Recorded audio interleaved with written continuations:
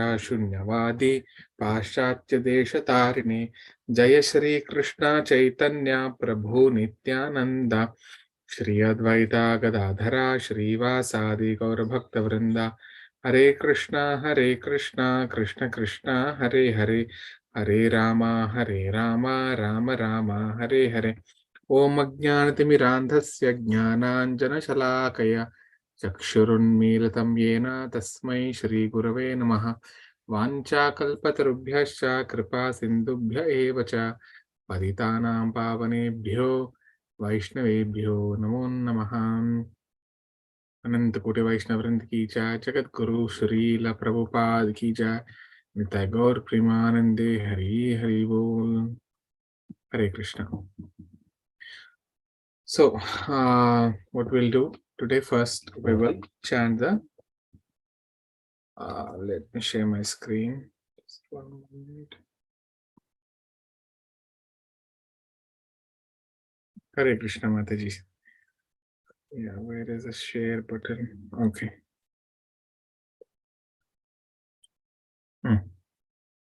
All right. So, chapter 1.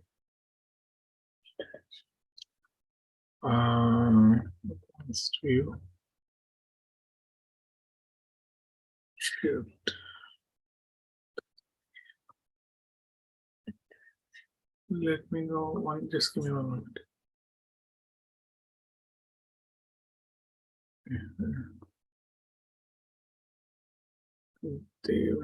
Synonyms. Okay.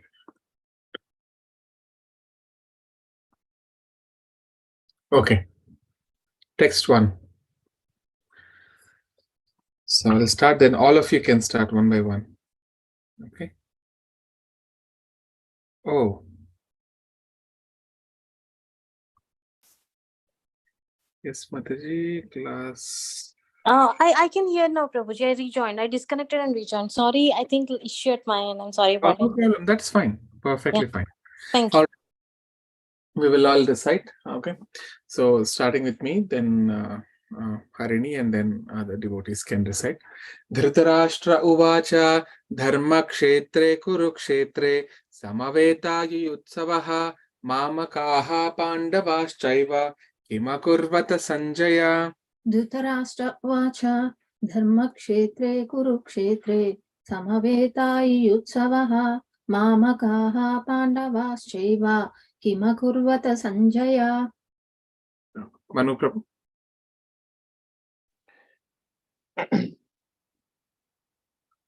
Dhritarashtra uvacha dharmashitre kurukshetre samaveta yuyutsavaha mamakam pandavascheva kamakurvata sanjaya.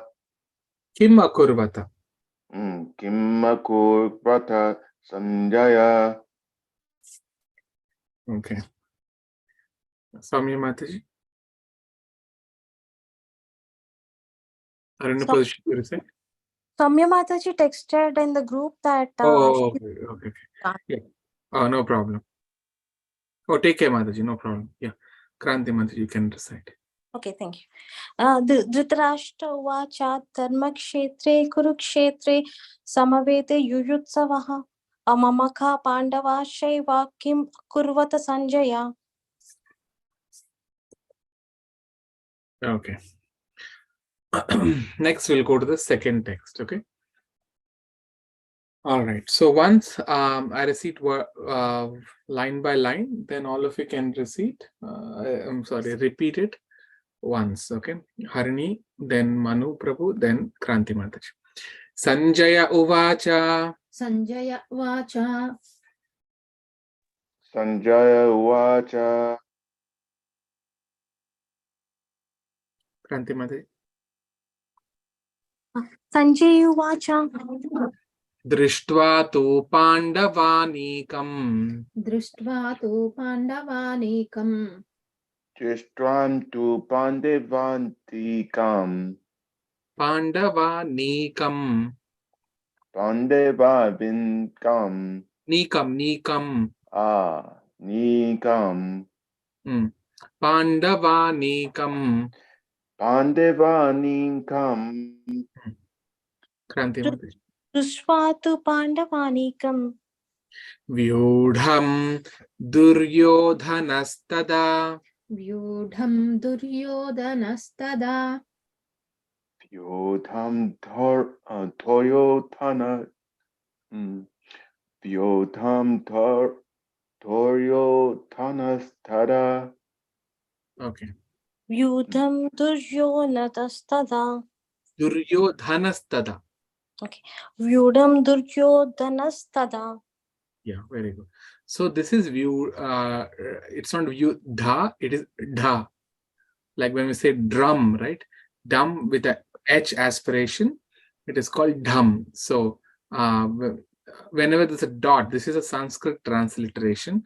So whenever the dot below D, the D word, we will pronounce as da, just as in D or drum. So if there is no dot, it will be the, the. Like then, when we say then or that, the. Okay. All right. View then. Acharyam upasangamya. आचार्यम् उपसङ्गम्य Archayam Upasangayam. Archayam Upasangamya. Very good. Acharyam Upasangamya. Raja vachanam abravit. राजा वचनम् अब्रवीत् Raja Vachanam Abravit. Raja Vachanam Abravit. Prabhuji, I have a question here. Yes. C doesn't have H, right? But it also Yeah. doesn't have underneath. But still we say cha. Sure. Yes. So this is a Sanskrit, International Sanskrit Transliteration. What is it called actually? I forgot the name. It is see in ABCDs, right? Alphabet, you will not find lot of consonants which are there. For example, the cha you will not find. You will find bha, B is there. Cha you will not find. Ka you will find it. K is there. Ga also. Ga there is no ga. Okay, but the G is pronounced as ga. Like that. Ga. Then what is there? So many consonants are not there. So that is why to translate the Sanskrit text into the English literation, they have a Sanskrit, International Sanskrit, there is a code, there is a name for that, Roman transliteration something. So these are all Roman letters actually. Okay. So this is Sha. There is no a letter called Sha in English. Okay, only when you put sh, it is called as Sha, but like in shoe or shift, like that. But otherwise, there is no letter in ABCDs which says as Sha. So like this, T is there, Ta is not there. Again, Ta. So without a dot, it will be T. So when we actually recite it, you will understand automatically. Okay.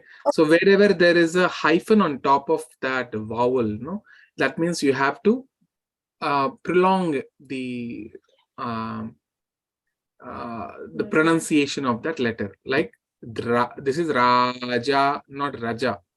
Okay, Raja. Here it is Vyudham. Okay, this is not Pandavanikam. It is Pandava. Again, Pandavanikam. So you have to elongate. Okay, fine.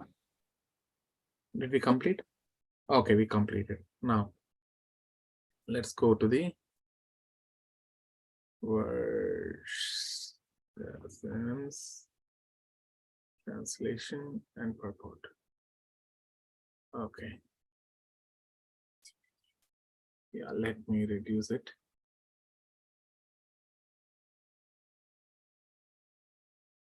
Text 1 we completed. Text 2. I'll increase it again. Okay, synonyms. Sanjaya uvacha. Sanjaya said, Drishtva, after seeing, tu, but, Pandavanikam, the soldiers of the Pandavas. Vyudham, arranged in the military phalanx. Duryodhanaha, King Duryodhana. Tada, at that time. Acharyam, the teacher. Upasangamya, approaching. Raja, the king. Vachanam, words. Abravit, spoke. Okay. So, translation. Harini will read. Translation. Sanjaya said, O king, after looking over the army arranged in military formation by the sons of Pandu, King Duryodhana went to his teacher and spoke the following words. Read the purport. Purport. Dhritarashtra was blind from birth. Unfortunately, he was also bereft of spiritual vision. He knew very well that his sons were equally blind in the matter of religion, and he was sure that they could never reach an understanding with the Pandavas, who were all pious since birth. Still, he was doubtful about the influence of the place of pilgrimage, and Sanjaya could understand his motive in asking about the situation on the battlefield. Sanjaya wanted, therefore, to encourage the despondent king and thus assured him that his sons were not going to make any sort of compromise under the influence of the holy place. Sanjaya therefore informed the king that his son Duryodhana, after seeing the military force of the Pandavas, at once went to the commander of chief Duryodhana, Dronacharya, to inform him of the real position. Although Duryodhana is mentioned as the king, he still had to go to the commander on account of the seriousness of the situation. He was therefore quite fit to be a politician, but Duryodhana's diplomatic veneer could not discuss the fear he felt when he saw the military arrangement of the Pandavas. All right. So I'll give you a background of this one. So let me just put it here. This is, what is it? This is BG1. Okay, this is the first chapter. All right. So do you all know where, you can all answer, do you know where the battle is happening? That is Kurukshetra. Correct. Karma sector. Kurukshetra. It is the place. Okay. So battle is happening between who and who? Kauravas and Pandavas. Kauravas and the Pandavas. Okay. Kurus and the Pandavas, we say. Okay. Now, who are the Pandavas? Dharmaraj. Arjuna, Bhima, Dharmaraj or Yudhishthira, correct? Yudhishthira, then? Arjuna. No. Bhima. Who was the second person who was born? Oh, Bhima. Bhima, right. Then? Arjuna. Arjuna. No, Sahadev. Yeah, Nakula, Sahadev. Nakula, Sahadev. And Sahadev. Oh, These are, so who is the father of them? that is Vedavyas. No, Pandu. that's Pandu. wrong. Oh, Correct. Pandu. That's why they're called Pandavas. Pandu. Oh, yes. Yeah. Who is the mother? Kunti. Very good. Kunti.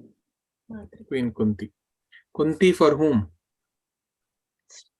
For Arjuna, Bhima, and Yudhishthir. Correct. And who is the mother for Nakula Sahadev? Uh, Right. It is called, she is Madri. Okay. Madri. Madhuri. Okay. For the father is Pandu Maharaj. Anyways. Now, who are the Kauravas? The 99 sons and the one daughter. Yeah. What's her name? What's the name? Headed by whom? Duryodhana. Just now we read it. Duryodhana. Correct? There's Duryodhana. Duryodhana. Here it is. Just now we read. Duryodhana. I thought you were asking daughter's name, Prabhuji. Oh, okay. Okay. So, yeah, I'll come there. After Duryodhana, who else you know? Who are the 99 sons? After Duryodhana. 100 sons totally. I forgot. I think it also starts with he pulled Draupadi's sari, right? I forgot his Correct. name. What's her name? He's called Dushasana. Dushasana, yeah. Then there is Vikarna.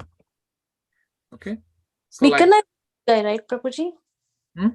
He opposed Draupadi's sari pulling, correct. right? Yeah. That is right. You perfect. You correct, Mary. So in total, there are 100 sons in total. Okay. And there is one daughter who, what's her name? You know, her name is Dushala. Okay. She's girl. Everyone were boys. Okay.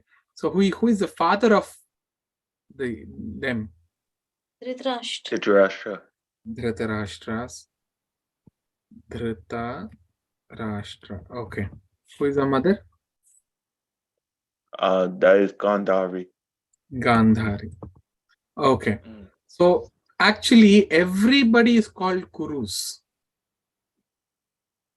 Everyone is a Kuru. Even Pandavas are also Kurus because they descend from the Kuru dynasty. So somewhere in their lineage, let me.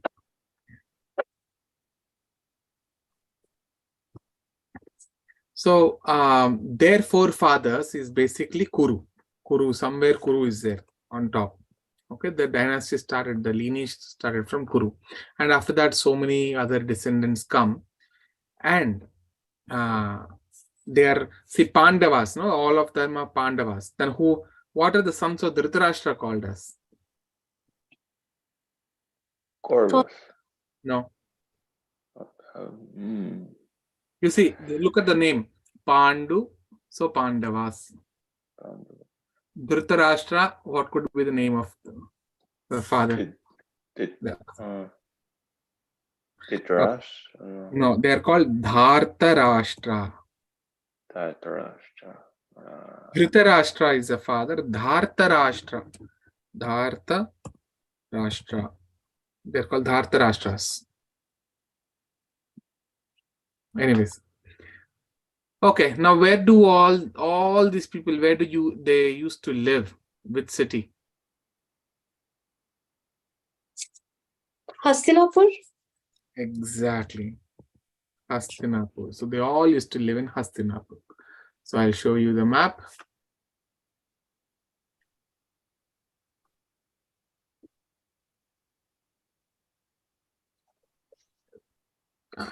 Okay, I don't want this. Okay.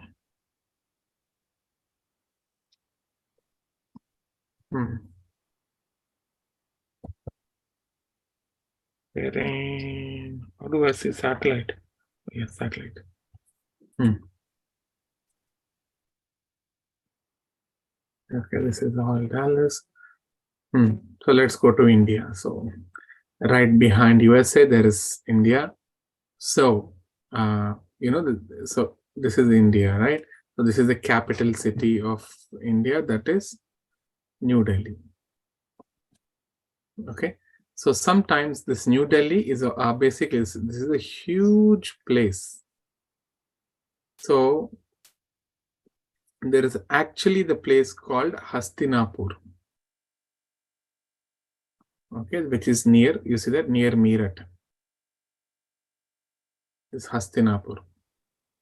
Prabhuji, they call Delhi also Hastinapur, right? Is it right or wrong to call Delhi as? Yeah, because it's a huge city. Okay. Huge city. Sometimes the city is so large that it used to go until the banks of Ganga. So you see, the Yamuna River flows along New Delhi. Okay. And the Ganga River flows here in this where my mouse is near Hastinapur. So this whole area used to be called as Hastinapur. Even New Delhi, everything. Okay. All right. Now, that is Hastinapur. So, who is the mother and father of these Pandavas? Sorry, not Pandavas. Sorry, these both Dhritarashtra. What is the relationship between Dhritarashtra and Pandu? Brothers. Brothers, that is right. They are brothers. Like one is a brother of Dhritarashtra and Pandu. Oh, right? They are brothers. Okay. Who are their Their Father? father is Vedavyas. Vedavyas. Okay. Legal father? Oh, Vichitra Virya, I think. Correct. You got it. So, and who is the mother? Ambika and Ambalika. So, who is the mother of Dhritarashtra? mm, I think Ambika, maybe. Not Correct. sure. Ambika. Who is the mother of Pandu? Ambalika. Ambalika. And their father is Vichitra Virya. Virya. All right. So now you got all this tree, right? Okay. I'll bring this here.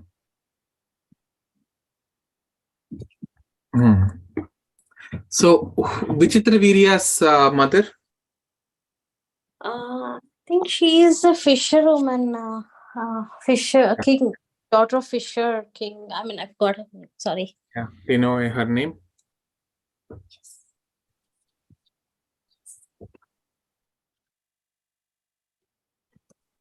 Her name is Satyavati. Yeah. Okay. Who is Satyavati's husband?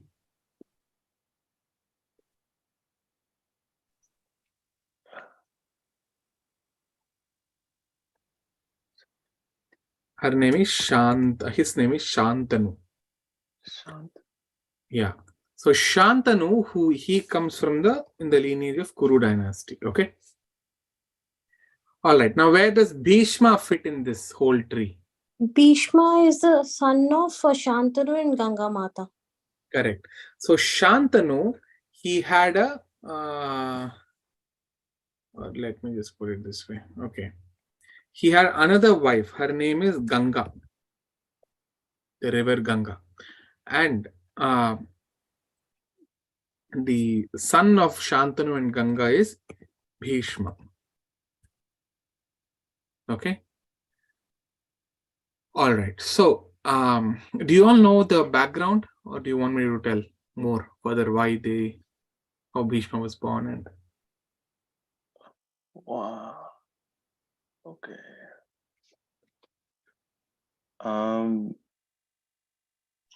Bhishma. I don't know where to start, bro. Okay. Okay. All right. Then I will just quickly mention there. See, Shantanu Maharaj. Okay. Where is he? He lives in Hastinapur. So if you see Hastinapur, here it is Hastinapur. His palace was somewhere here, and you see the river Ganga is flowing right there. Okay. So see Hastinapur and river Ganga here. So in the palace, one day he was walking along the river of Ganga, and he saw the river personified, Ganga personified form, the personification of Ganga. So he saw her walking, just spending her time along this river.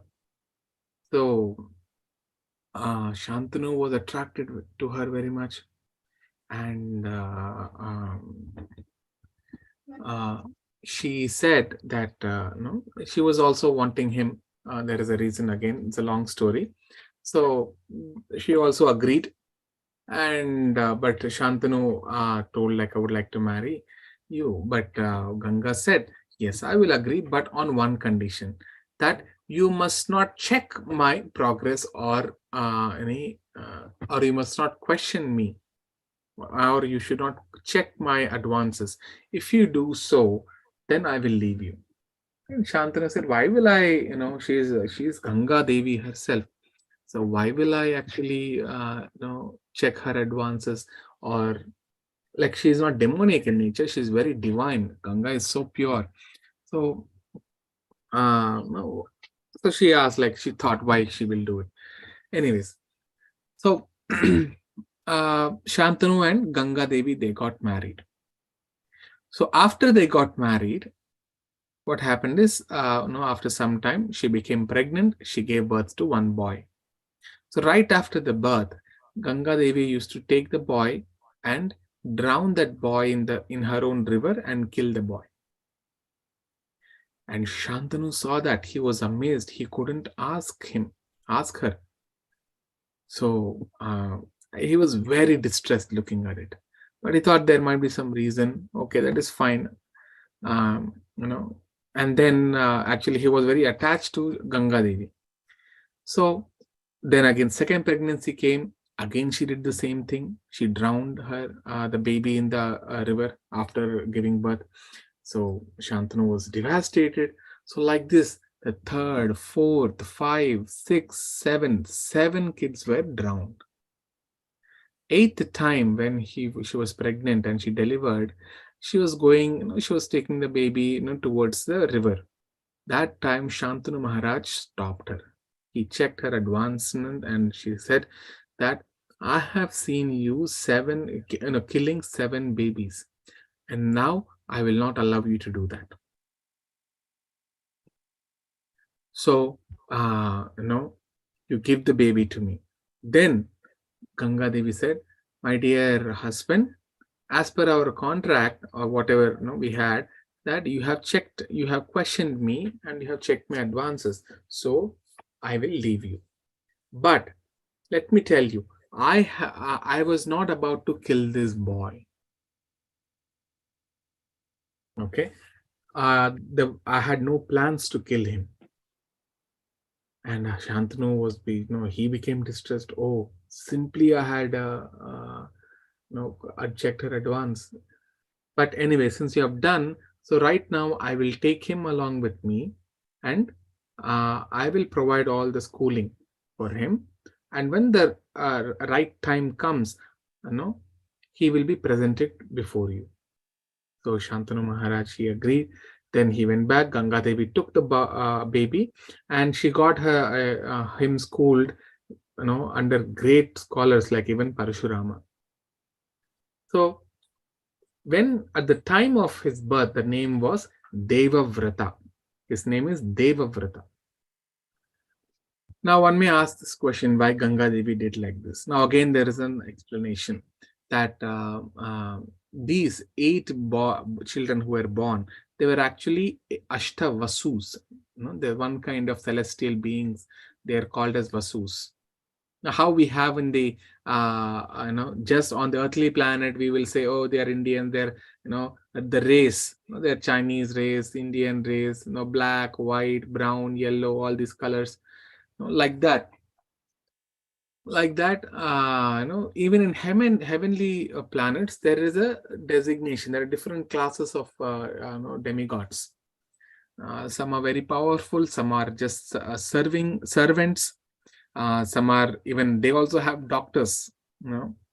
Ashwini Devatas are basically the twins. They are all the doctors. Then you have Gandharvas, Yakshas, different varieties. So Vasus are one kind of celestial people.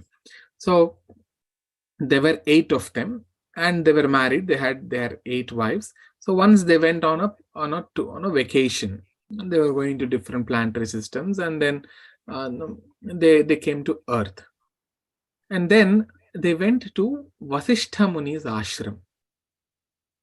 And because when they go on a different tour, they also visit many the sacred places of the pilgrimages, or at least they would visit the hermitages of great sages. So they visited along with their families.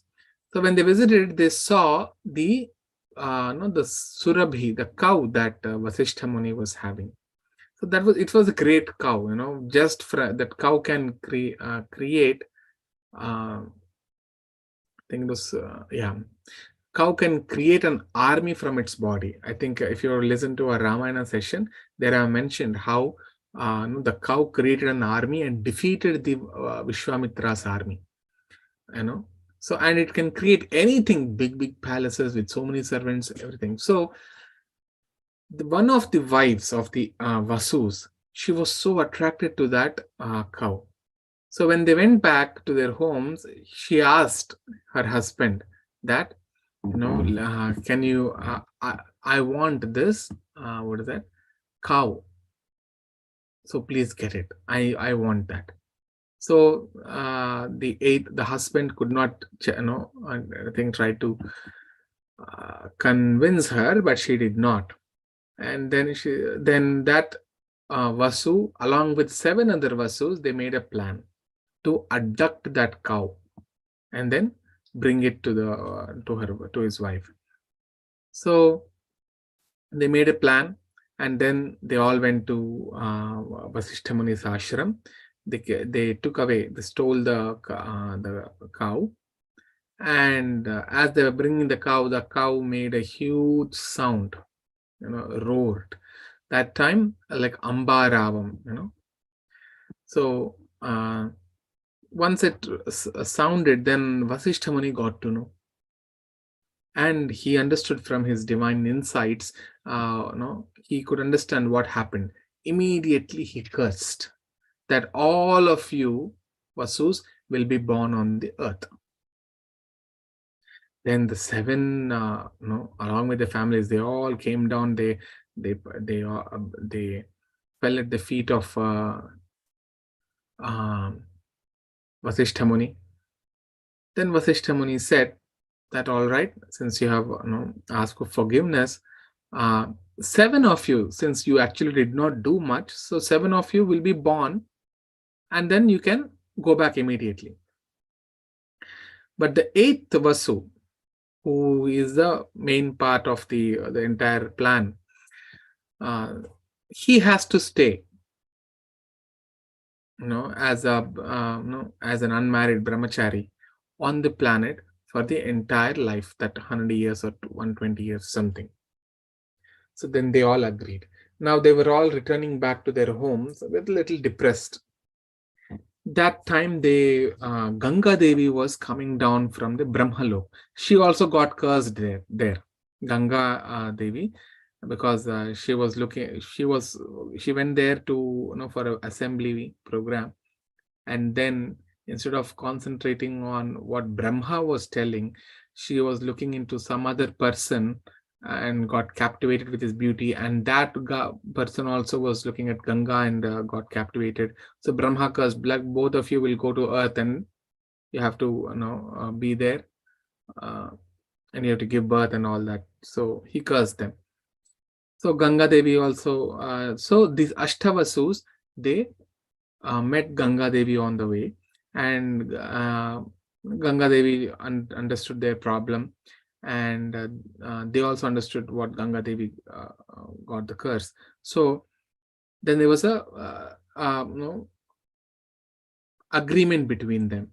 So they asked that we wish to be born in your womb, and once we are born, immediately you kill us, okay, by drowning in the river, so that we will come back and we will get our form, our demigod form as Vasus. So, and except the 8th Vasu. So don't do that. So Ganga Devi agreed. So that was the reason why she killed all the 7 babies. Okay. All right. Now, Devavrata, he is the 8th Vasu was born as Devavrata. So he learned all the military science, everything, and he became such a great person that nobody could defeat him in the war. So one day Ganga Devi, once he came to the right age, he was presented to Shantanu Maharaj. So Shantanu Maharaj was very happy. So he didn't marry anyone up until that point. He was very happy. So then one day again, Devavrata was also ruling. Then Shantanu Maharaj, he used to walk around the Ganga river, and he saw the one fisher woman, actually, a woman of she's a daughter of the king of fishermen community. So she saw, Shantanu saw that fisher woman. Her name is Satyavati. Okay, so Satyavati was very beautiful. Again, when I talk about Mahabharata, I will explain that Satyavati is not ordinary person. So I forgot the name of that king. So again, that king comes in one of the royal lineages. So he's very, very pious. The king is very pious. And see, I know all of you are adults, so I will just mention what is there in the Mahabharata. So this king was very pious. and he is very devoted to his wife also. Okay, so and because the kingly rules, they do danda yatra. That means they go from one kingdom to another kingdom and they declare for a war. So the kingdoms, they just don't go to any kingdom. The kingdoms where the dharma is not being properly followed, on that basis, the king will fight. Otherwise, the kings will, if both the kings are very pious, then they will have a friendship. So they all travel. As they were traveling, the king, he was thinking of his wife. And as he was thinking of his wife, he discharged his semen. Now,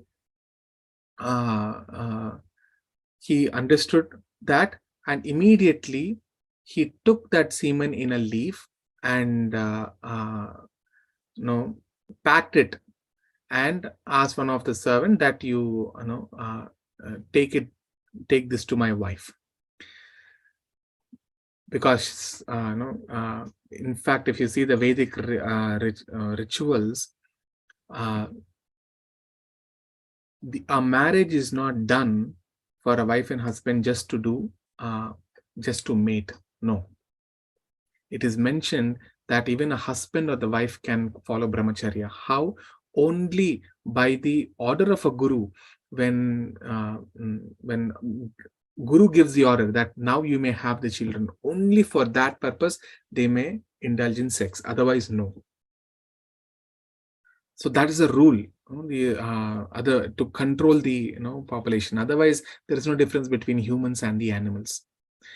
So anyways, now this servant, as he was taking that, he dropped that packet somewhere in the river. Now in the river, one of the fish consumed it. And after that, the fish became pregnant, and it carried 2 babies. Now the fisherman, the main fisherman who was fishing through the nets, it captured that fish. And when it cut, he found 2 babies.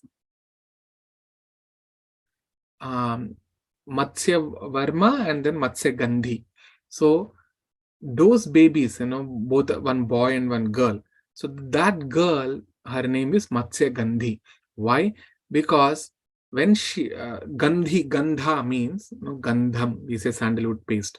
Normally the Sanskrit word for Gandham means fragrance or aroma. Okay, the smell, basically, the smell is called Gandhim. Matsya means what? Fish. So wherever she is, 1 yojana distance, or 8 miles away, they say, everywhere there'll be smell of the fish. When you go to the fish market or onto the shore, you can smell how, if there are any fishes, the fish market, how it smells.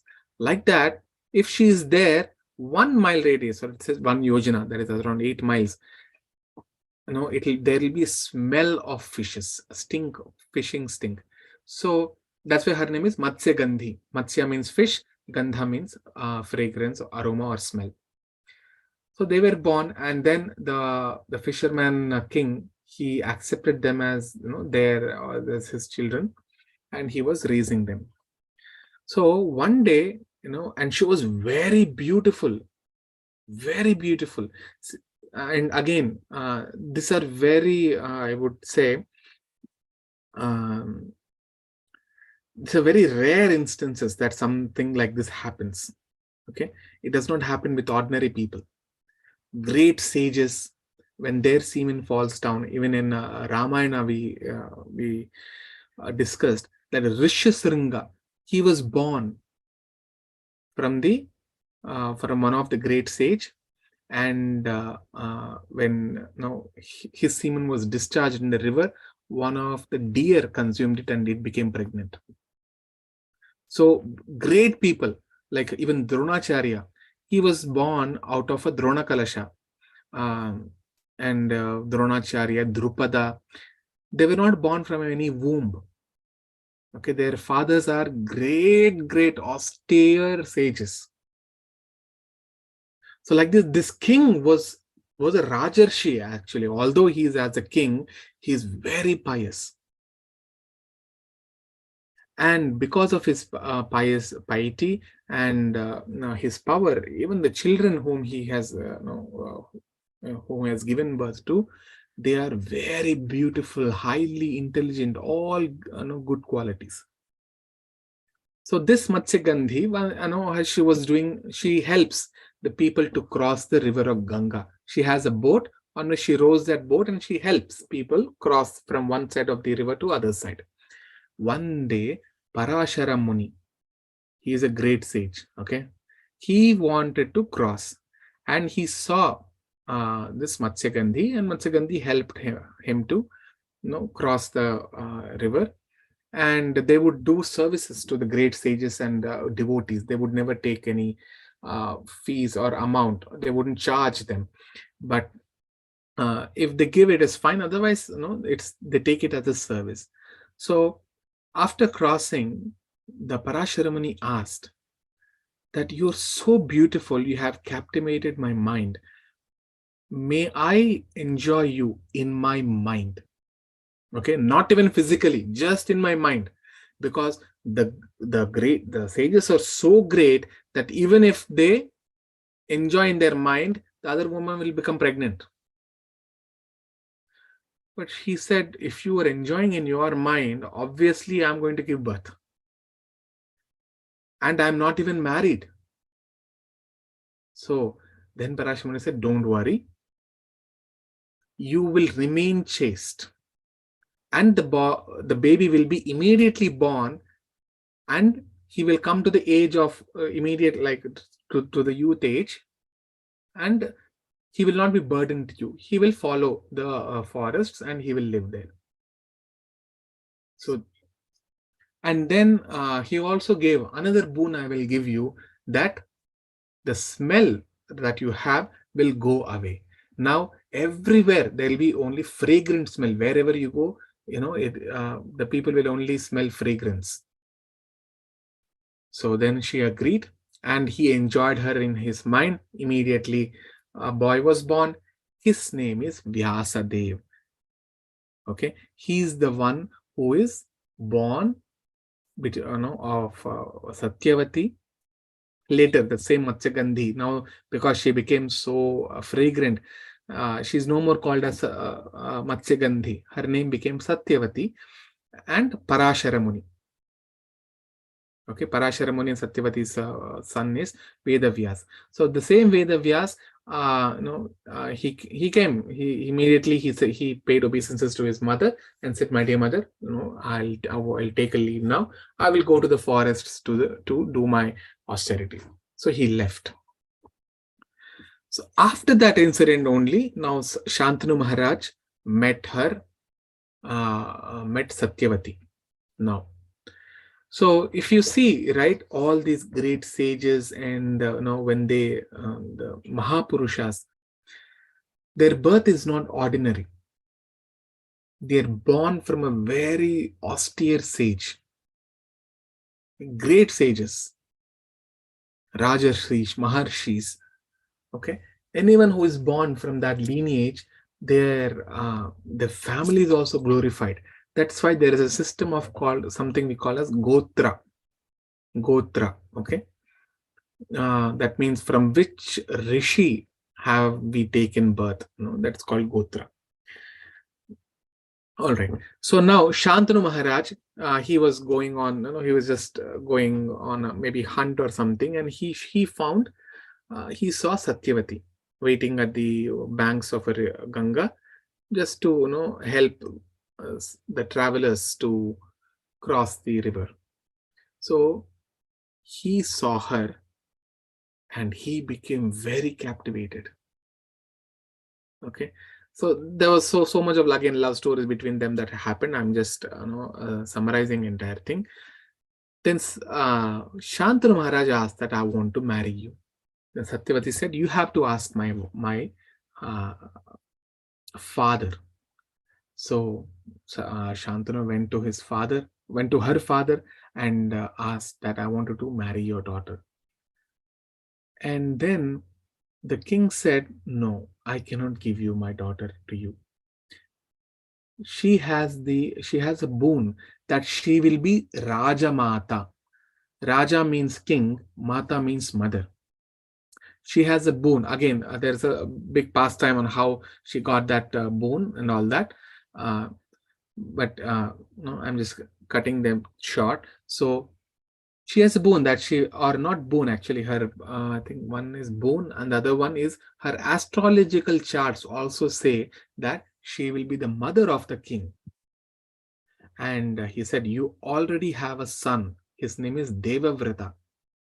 So, so I cannot give you my daughter to you, because tomorrow Devavrata will be married, and obviously he is the eldest person.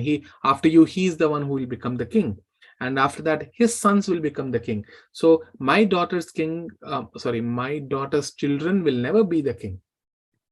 So he denied. So Shantanu went back, and he was so morose. He was very morose. He was depressed. So he came back. Even in the kingdom, he was not doing his duties properly, or he was doing it, but not heartfully. His mind is always somewhere, and he looks very depressed. So Devavrata, he asked his father, what happened? Why are you like this? So he didn't answer anything. Okay.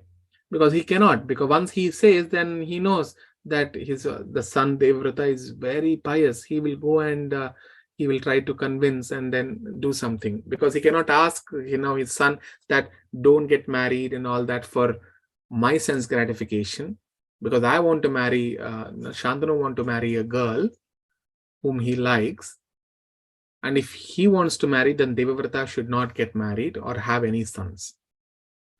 So not have any sons, or he should not take the royal lineage, like that. So he cannot ask his son that, oh my dear son, I'm feeling so lusty towards this woman, but for me to marry, you have to, you should not accept the royal kingdom. He cannot ask, because Devavrata is very qualified. He's qualified. So he was feeling ashamed. He cannot ask. So he was feeling depressed. Now Devavrata asked his ministers, what happened? Why my father is like this? Then they explained, this is what all happened. He went to the, he likes Satyavati, and Satyavati's father denied her in marriage. So he goes, Devavrata goes to Satyavati's father and inquires, why are you not giving? Then he also explains. So immediately he promises that I will not take the throne. I will not be the king. Your daughters, if she gets married to Shantanu, your daughter's sons only will become the king. Then the father said, all right, maybe you may not be the king, but if you get married and tomorrow your sons are there, and then they will think, actually this kingdom is rightfully belongs to us, but it is illegally been given to Satyavati's sons. So there will be rivalry between your sons and my daughter's sons. So I don't want to create that. So he denied. Then Devavrata, he promised that I'm promising on fire and other elements that I will not even marry. I will not marry. I will remain as a brahmachari. This is my promise for my entire life. So when he promised like that, the flowers, there was a shower of flowers from the sky. So this promise in Sanskrit, that's another name for that. It is called Bhishma. Okay, one of that, a person who follows his vow, or the promise in his entire life, he's called Bhishma. So from that day onwards, he is called as Bhishma. He took the promise. Now, then the father agreed that he will give his daughter in marriage to Shantanu. Shantanu heard it. He felt very ashamed. He actually chastised his son. Why did you do that? But Devavrata said that it is the duty of the son to make sure that his parents are satisfied. So for that extent, I am ready to take any kind of promise. I am ready to give up, renounce anything for your happiness. So now Shantanu and Satyavati got married. They gave birth to two sons, Vichitravirya and Chitrangada. Now, those two sons are not of that quality of Bhishma Dev. Okay. So once they came to the right age, no, they were always indulged in enjoyment, some kind of sense enjoyment.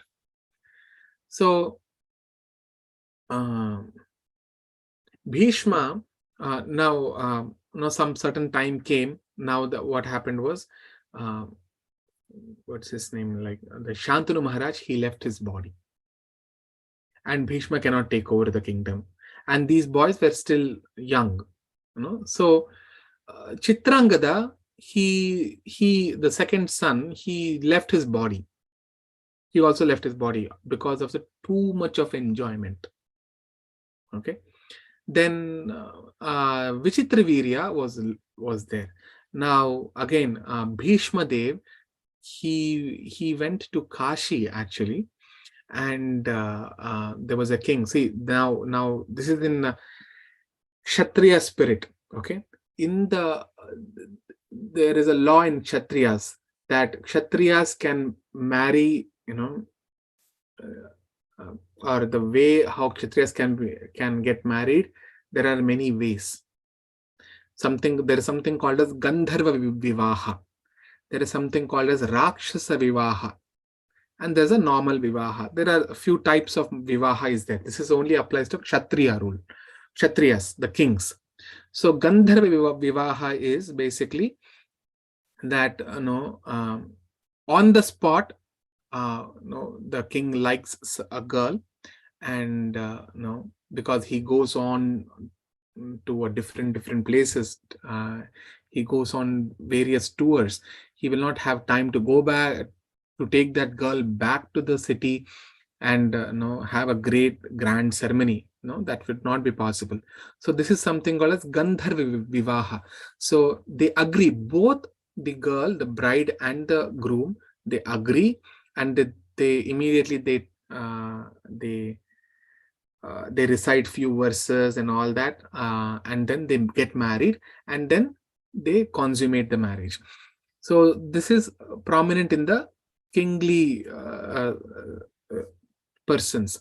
So you will find that Shakuntala, Shakuntala was married to Dushyant in that way, in Gandharva Vivaha. You will find even Arjuna, when he was going on a tour, he had many wives, not just Draupadi, Subhadra, and there are many other wives. And especially in Kurukshetra, you will see that when these wives got to know that those wives are again, they are the princess of those kingdoms. So when these wives got to know that Arjuna is going on a war, the wives told, your father is going for a war. You should all go and help your father. So their sons also, for the first time, they are seeing Arjuna only in the battlefield. So Arjuna also seeing them for the first time, and the sons are also seeing their father for the first time. So anyways, my point is, there is Gandharva Vivaha. Now there is a Rakshasa Vivaha. Rakshasa Vivaha is that you abduct a girl and you marry that girl. Okay, that is allowed in the Kshatriya Varna. So even Krishna also did that. Okay, with Rukmini Devi. So he abducted Rukmini Devi, and then he married her. And there's a normal Vivaha that is done by Swayamvara. That means there will be competition. All the kings will come. The father will put a challenge to all the kings who have come, who are desirous to marry his daughter. Then there will be competition. Whoever comes victorious, then that person will marry the daughter. Example was Rama married to Sita, Arjuna married Draupadi. So the daughters of the Kshatriyas, they have the right, Okay, they have the right to choose whom they want to marry also, and they have faith in their parents, in their father. No, my father will select the best groom for me. So Draupadi also, at the time when Draupadi Swayamvara happened, she denied Karna. Okay, that is the thing. The Kshatriya woman is not just okay. Whoever father says okay, not like that. She has the right to marry. She has the right to marry the person whom she likes. So Bhishma Dev was getting brides for this Vichitravirya, because Vichitravirya is again not in that position that he can go in war and then get win that war, or even come out successful in such a Swayamvaras. So he went to Kashi, the kingdom, and there the king of Kashi Raja, he was having the Swayamvara for her three daughters, Amba, Ambika, and Ambalika. Okay, three daughters. Swayamvara was planned. So what he did, although all the kings were there, he didn't mind. He directly abducted all the three princes and put them in his chariot and started riding. Now there were so many kings who came to wage a war against him. Single-handedly, Bhishma Dev, he defeated all of them, everyone. Then all the three girls were, they were brought to Hastinapur, and that time Amba, the first girl, Amba said that, my dear Bhishma Dev, I agree that you have done this Rakshasa Vivaha. So, but I have a boyfriend. Okay, so she said that I love such and such king. So he was also part of that Swayamvara who was about to win over me. Immediately, Bhishma Dev, he said, my dear lady, you are a Kshatriya. Bhishma Deva said that you are a Kshatriyani. That means a daughter of a Kshatriya. You have the right to choose your husband. Since you have already given your heart to another person, it will be cruel to get you married to Vichitravirya. So very respectfully, I will leave you to to the same king whom you want to marry. So he arranged everything, and then Amba, she went back to her lover. But now that king, he did not accept her. Why? He said that, see, before the marriage. Now she was unmarried, right? So she said that, my dear Amba, I cannot accept you because I have lost in that challenge. When Bhishma Dev was abducted you, I fought with him and I lost. So I have no right to accept you. Then Amba, she was very morose. She came back to Bhishma Dev and she explained everything. And then she said, now that he has rejected, you please marry me. Then Bhishma Dev said, I have taken a vow that I will not marry. So I cannot marry you. Now she got rejected by this person and also by Bhishma Dev. So she became very confused.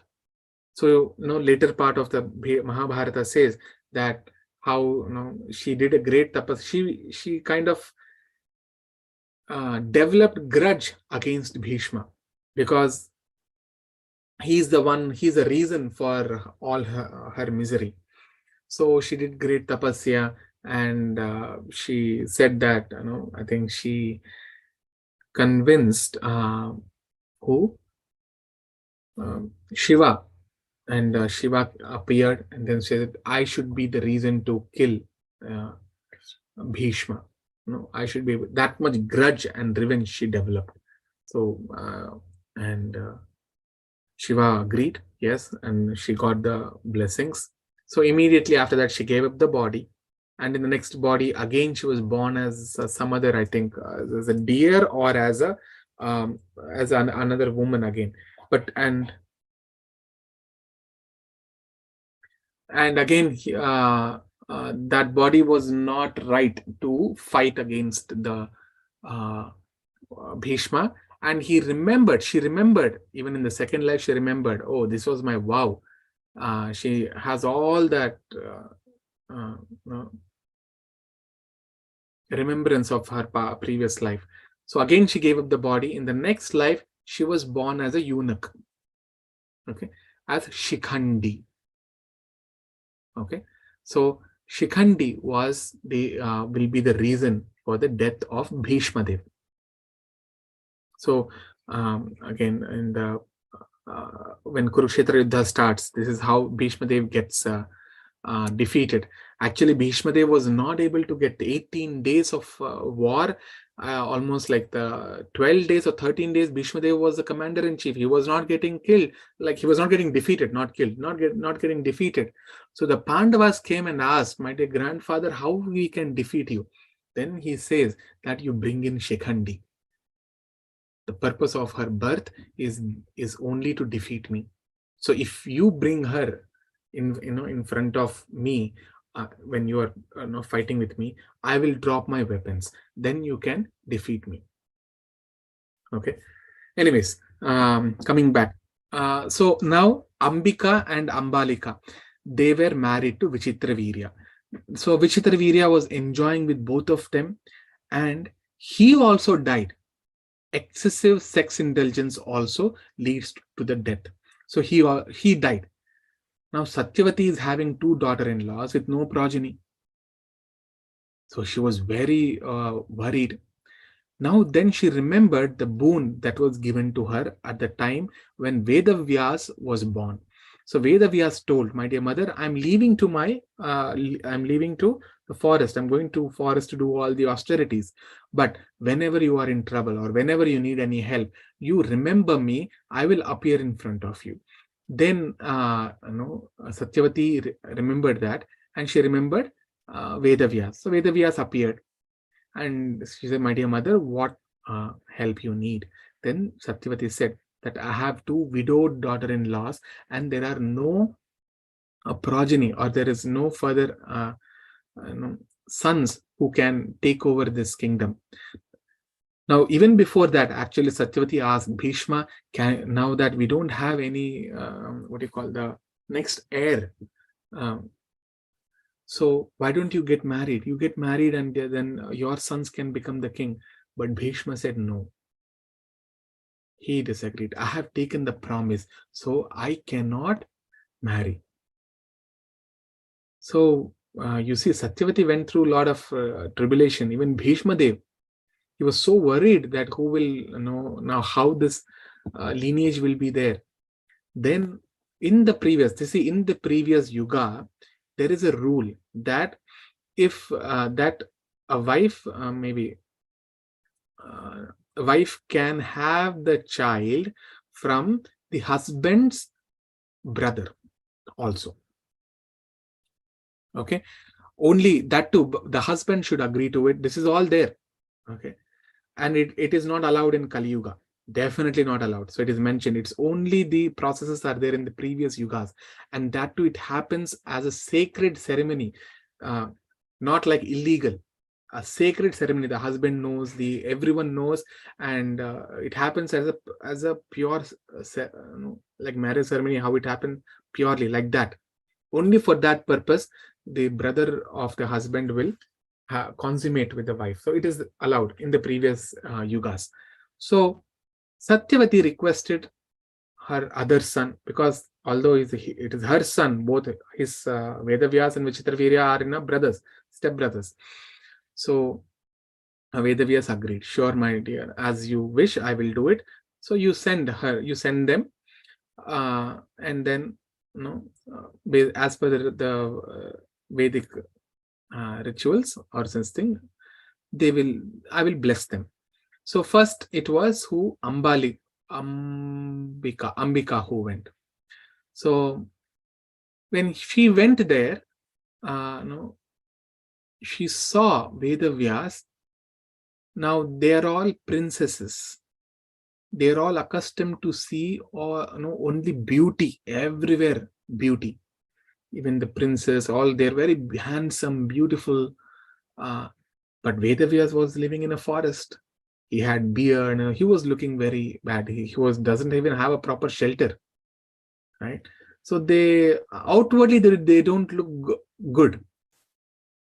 So she shivered and she closed her eyes as she was consummating. Then Vedavyas, it is again, it's a disrespect towards Vedavyas. She showed disrespect. So Vedavyas said, because you have disrespected me, the son which is born out of you will be blind. Okay. Then she came back and told all the story. Then she felt Satyavati Devi felt very morose. Then again, then the next girl, who was that? Ambalika. Then they prepared her. Never ever close your eyes. Okay. When you are with him, don't close your eyes and all that. Now she also went and she also got afraid and she couldn't close her eyes, but she shivered out of fear. And that was again, it was a disrespect. She showed disrespect towards Vedavyas. So after consummating, Vedavyas said, you also have disrespected me.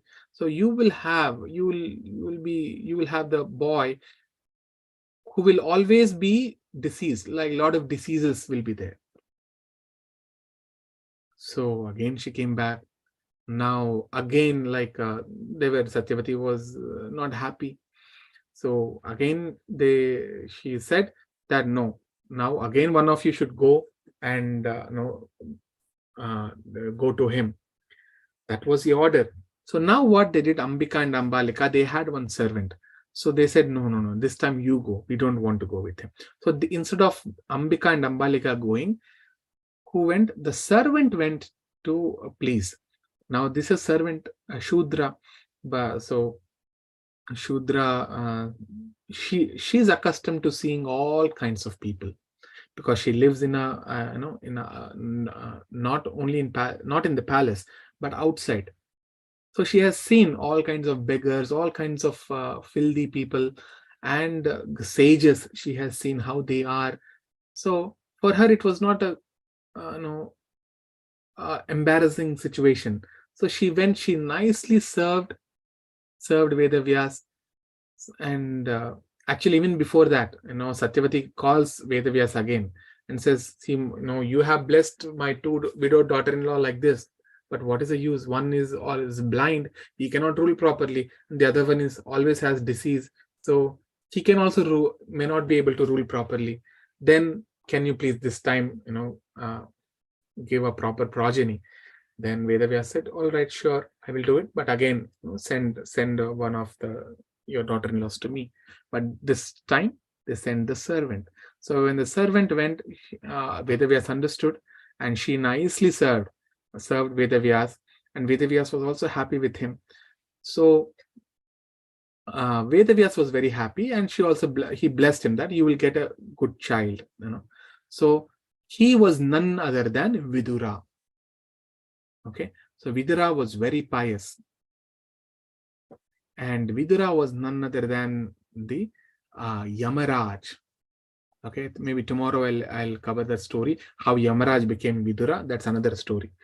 Anyway, so from Ambika, who was born, Dhritarashtra was born, and from Ambalika, Pandu Maharaj was born. Okay, so the first one who was born was Dhritarashtra. So again, Dhritarashtra, he came to the youth. Pandu Maharaj also came to the youth. Now someone has to search the brides for them, right? So Bhishma Dev, he got to know about Gandhari. Okay, you will see this Gandhari is still there. It is in Afghanistan. This is, I'm sharing my screen. What happened? Okay, in Afghanistan there is a place called Kandahar. You see this Kandahar? So Gandhari is from this place, Kandahar region. So she had a boon. Okay, long story short, she had a boon that she will give birth to 100 sons. So Bhishma Dev thought, because in their whole family, that there was too much of child problem. Who will be the next heir to the throne? Who will be the next king in the lineage? So if you have 100 sons, obviously the whole child problem will be solved. So he brought, again through Rakshasa Vivaha, like he abducted Gandhari from there, and actually there are two versions. One is abducted and one is again he won over them.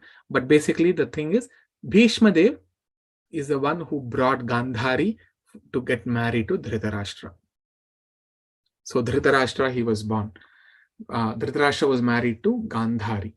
Now, similarly, Pandu was anyway well, he was good, but he could fight nicely and all that he learned. So from his own power, he could, he married Kunti and Madri. Okay, so oh, it is 9:13. I think it's a long story I've been going through.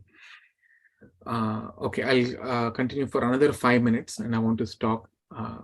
The reason why I'm telling you all the reason is how the enmity between the brothers started. Okay, so now Pandu Maharaj, he was the one to whom the kingdom was given. Okay, and Dhritarashtra and Gandhari, they felt very envious. And Gandhari, after getting married, she was also a very chaste woman. She saw that her husband is blind, and she accepted that fact. And she's so chaste that any enjoyment, if her husband does not have, then she also does not want that enjoyment. This is the chastity, we call. So, and they are kings. They're all kings. They will have a lot of servants. So she also tied her eyes, because my husband cannot enjoy the sense of sight. So let that enjoyment not be there for me also. So she tied her eyes. So throughout the life, she tied her eyes and she lived along with her husband. Okay, now the kingdom was given to Pandu Maharaj because he was good. He used to get disease here and there, but he was in a position to rule. So Pandu was the king after Vichitravirya. So one day Pandu Maharaj, he went to the forest for hunting. So this is this is only allowed for the kings. Okay, because kings have to fight in the war, and in the war they cannot show the mercy to the enemy, because if the mercy is shown to the enemy, then that enemy will come and take over their kingdom and abuse the people there. Okay, so they cannot show mercy, and they have to get trained towards killing. So that's why they go to the forest to hunt. Now, whom they hunt? Not anybody. Again, they have to maintain the balance in the forest. Okay, if there are too many carnivorous animals, then they would kill the carnivorous animals so that others herbivore, they will all live. Again, if there are too many herbivores also, they would kill some of them. It is allowed for them. That's the Vedic rule. Okay, we cannot deny. So again, yeah, they would incur some sin, and that's why they have to perform certain yajnas for that sin to go. So Pandu Maharaj, he went to the forest, and and he saw that there were two deers were engaging, were mating, and at that time he released an arrow and he killed the lady deer, she-deer. So immediately when the arrow pierced them, their original forms came up. Actually, they both are sages, and the husband and the wife both are sages, and they took the form of a deer, and they were enjoying, because they had that power to change their human body to any other body. They can fly, they can take the form of a bird and fly, anything they can do. If there is some, they call, if there is a threat to their life, they can turn into lion and all that. So this time they took the form of a deer. Again, there's a long story behind it, why they became a deer and all that. Long story short, so they took the form of a deer, and as they were enjoying with each other, Pandu Maharaj released the arrow, and I think that arrow pierced both of them. And when they came to their original bodies, the sage cursed Pandu Maharaj that when you also enjoy with your wife, you will immediately leave your bodies. That means you will die. If you mate with your wives, you will die. So he got that curse. He came back to the palace, and then he immediately decided, he told that this is how I've cursed. Now he decided to renounce that. Okay. Why? Because in the palace, there will be many beautiful women. Again, his mind will get agitated. Because there are, it is mentioned, Vacho Vekam, Udarapastha Vekam in the Nectar of Devotion. After we finish Ishopanishad, I think every Sunday we are going to have Ishopanishad recitation or learning before our 11:30 class. So 11 to 11:30, when kids all have the yoga, we will learn Ishopanishad, okay, for adults. So after that, we will see Nectar of Instruction. In that, the first verse talks about Vacho Vekam, Udarapastha Vekam. That means you have to control your senses. You have. And you see, it is scriptures mention, you see the tongue, the belly, and the genital, everything is in single line. So when you eat more, what happens is your genitals get disturbed, they get agitated more. That is why it is always, Rupa Goswami says that you must eat moderately. Now you should not eat too much, and that you should eat, talks about prasadam only. So they are living in a kingdom. So as a king, they lot of food, different varieties of food every day, and it'll agitate his genitals.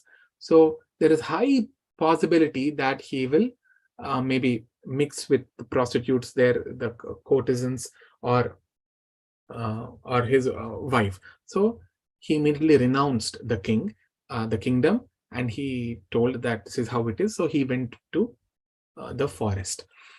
Now, again, the kingdom is without the king. So they kept temporarily, they kept Dhritarashtra as a temporary king. So Dhritarashtra became very, very happy. Both Dhritarashtra and Gandhari, super happy. Why? Because now my brother cannot become the king. You see how the enviousness. Both the parents, Dhritarashtra and Gandhari, super envious. So they were so happy that now anyway, this younger son, the brother cannot have the kids, because if he had, then he will die. So meanwhile, what happened was they all went to the kingdom. Pandu, Kunti, and Madri, they went to forest. Okay, and Kunti Maharani, because she is a woman, she had the desire of having a baby. So she told to her husband that, my dear husband, I have a boon. In my when I was a child, so Kunti Maharani is from that Kunti region. Okay, Kunti is one of the Kuntala, I think it was Kuntala region or something. So she is from that. I think present day Pakistan will come there, Takshashila and all that. So she told that, when I was with my father and I was a Kanya, one time Durvasa Muni came and I had nicely served him. At that time, he gave me, being pleased with my service, he gave me a boon. He gave me a mantra. He said that using this mantra, if I chant this mantra for a certain time and I think of any demigod, so that demigod will appear in front of me and will bless me with whatever boon I ask. So I have got this boon, and I wanted to have a children. So can I use that mantra and request demigods to give us give us children? So Pandu Maharaj felt very happy. With his agreement, Kunti Maharani did that tapasya. But again, to give a background, when Kunti Maharani was a Kanya, when she got that verse, that shloka or the mantra from Durvasa, she thought, okay, let me just test. So she kept, this is the innocent, or I would say the innocent part of when she was a girl. So she chanted that mantra and thought of Surya Dev. Okay. And what was the desire? That she wanted to have a baby. Okay. Just very playfully. So Kunti Mahara, immediately Surya Dev appeared and she gave the baby. And Surya Dev bestowed her with a baby and he went.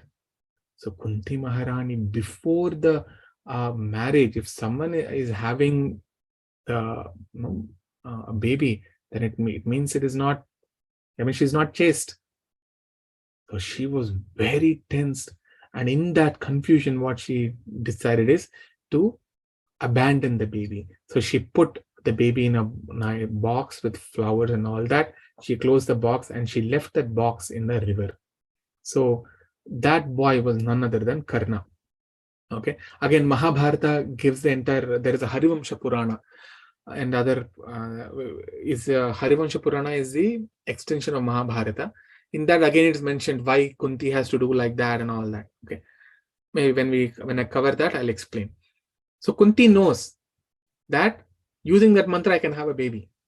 But she did not disclose this to anyone actually.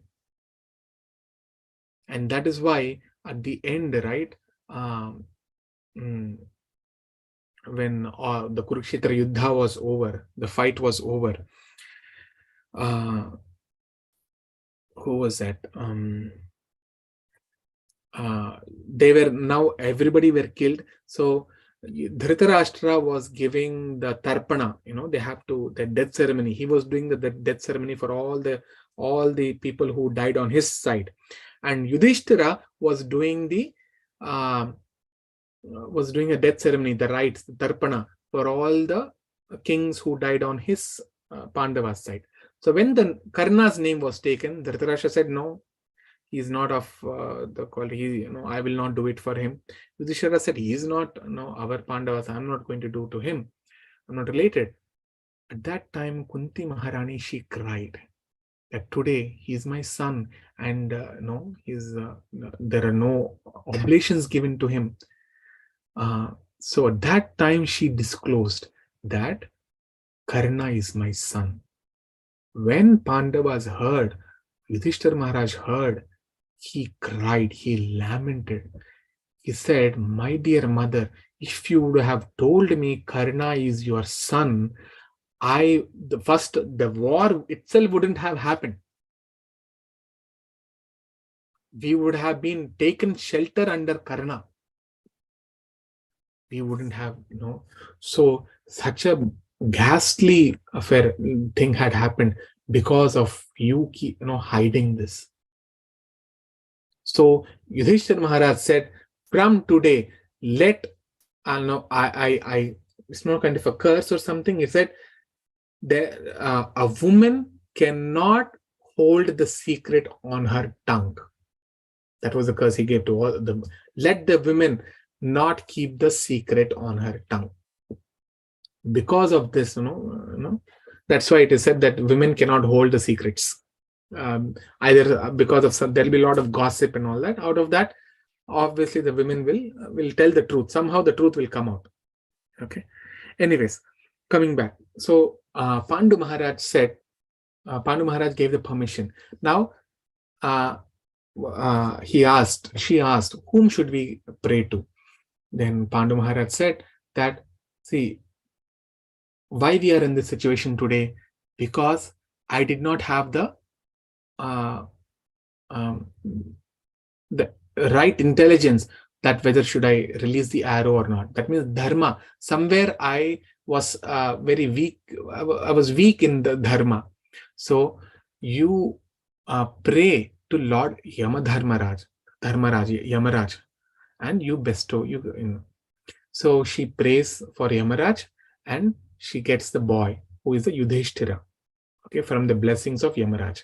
Now she wants to have the second baby. Then he asks, okay, now we have someone who can, because all the other children, they follow the eldest son always. So if the eldest son, if he is on the dharma, he is firmly fixed on the dharma, he will make sure all the other brothers also follow the dharma. Now the eldest son is Dharmaraj, that is fine. Now the next son whom we should have. So a person who is fixed in dharma is not sufficient. He must be accompanied by very powerful people who can help to help the kingdom to be in dharma. So he asked, who is the most powerful person? Is Pavandev, that is Vayudev, the demigod for wind. So she again prays for a demigod of the wind, and she gets Bhima. Okay, that's why he's very powerful. Next, for the third son, whom should we ask? Now we have the person who is very fixed in dharma. We have the person who is very strong also, who can help in establishing the dharma. Then the third person should be very intelligent and all that. So the most intelligent person again in the demigods is Indra. So she prays to Indra. Indra blesses her with Arjuna. Okay. Now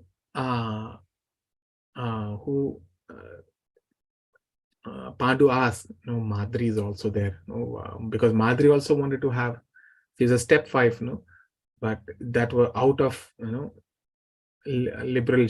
Because her husband asked, the Pandu Maharaja asked Kunti, why don't you give this mantra to Madri? Then Kunti, because he asked, then Kunti Devi gave this mantra to one particular mantra to Madri. So then Madri requested Ashwini Devatas, for the. So that's why they're the twins, the demigods of twins, twin demigods basically. Ashwini Devatas, they're the nurses. So from their blessings, she got twins of Nakula and Sahadeva. Okay. Coming back now, when Yudhishthira was born, immediately the news went to Hastinapur that Kunti Maharani gave birth to Yudhishthira. At that time, Gandhari was still pregnant. So she was so envious that she had a hope that her son will become the king now. But now Yudhishthira is born before my boy. That means Yudhishthira will become the king. So out of that enviousness and jealousy, she didn't know what to do. She hit her womb, I think with a stone or with her own hand, that there was a miscarriage. Now again, Satyavati, she remembered Vedavyas and asked, like this it happened. Then Vedavyas said, don't worry. Then, through some other doctors and sages, that the miscarriage, the miscarried embryo was taken out of the womb of Gandhari and it was cut into 101 pieces, and each piece was put in an incubator, in an incubator of a ghee and other oils and all that, and they were all some mantra was invoked onto all those incubators, and after the time 9 months or something, proper time, then from each incubator incubating that one child was born. So first who was born was Duryodhana, and after that each one of them was born, and finally Dushala was also born. Anyways, now Kunti Maharani was Kunti Devi had 3 sons, Madri had 2 sons. Now one day what happened is Madri was taking bath in the waterfalls nearly. She was like half naked, I would say she was having definitely a cloth, a woman cannot take bath without, or any person cannot take bath without covering the genitals and the upper body. So a woman cannot do that. So already, although she was wearing a cloth, it became wet, and that has agitated the mind of Pandu Maharaj. So, and Pandu Maharaj immediately, enjoyed with her, although she was obstructing. And finally, right after that, Pandu Maharaj died. Now, because it happened because of the Madri and Madri also left her body, Sati. Now, Kunti Maharani was all alone with these children. Now she has to go back. Now she cannot be alone. No? She cannot take care of the children alone. So she has to go back to the kingdom and tell all that happened. But they will ask me, what is the proof that they are your children? Because Pandu Maharaj had got cursed, then how come Pandu Maharaj should have died right after Yudhishthira was consummated? Then how come you have 5 sons? How he is alive? No, it's a great thing. She has to prove her chastity. So that time the sages accompanied. They came. Yudhishthira, Bhishma Dev, Vidura, Sanjaya, all of them knew. So when she came back with her child, so they all said, we already know everything. You don't have to prove yourself. We declare that all of are your children. So from that time onwards, Kunti and the Pandavas, they were there in the same kingdom, along with the Dhartarashtras, the sons of Dhritarashtra. Okay. This is the entire background for this Bhagavad Gita. Okay. I wanted to finish it today itself because I want to spend more time on what Prabhupada had told about each verses and learning the stories. Okay. All right. I'll stop here. Any questions? It was very clear, Prabhu. Thank you.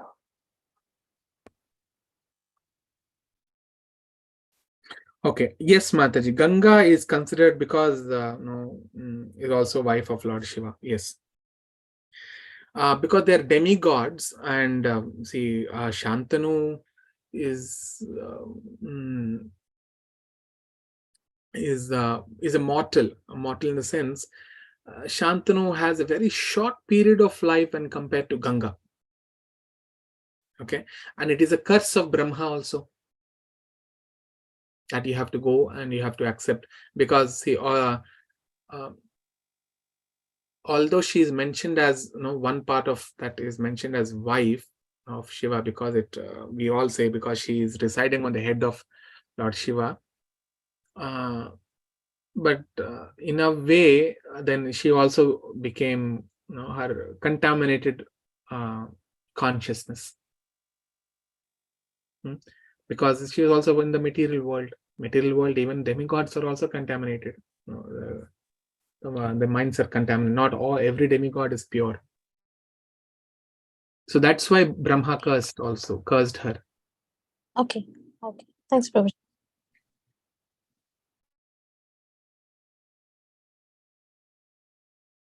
All right. I have recorded this session in the YouTube as well. So if you want to hear, if you have missed any point, you can hear them. Okay. All right. So I'll stop here. We'll chant Hare Krishna mantra 3 times. Hare Krishna, Krishna Krishna, Hare Hare, Hare Rama, Rama, Hare Hare.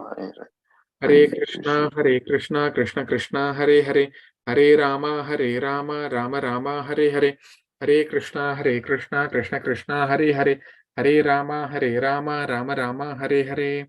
Hare Krishna. So today, whatever the story that we went for 1 hour is basically the entire, it would take at least 2 months to explain this whole stories in depth. So I just gave a summary of all that had happened. All right. Okay. Thank you. We will meet again on Monday. All right. Hare Krishna. Jai Shri Prabhupada. Hare Krishna. Thank you, Prabhupada. Thank you.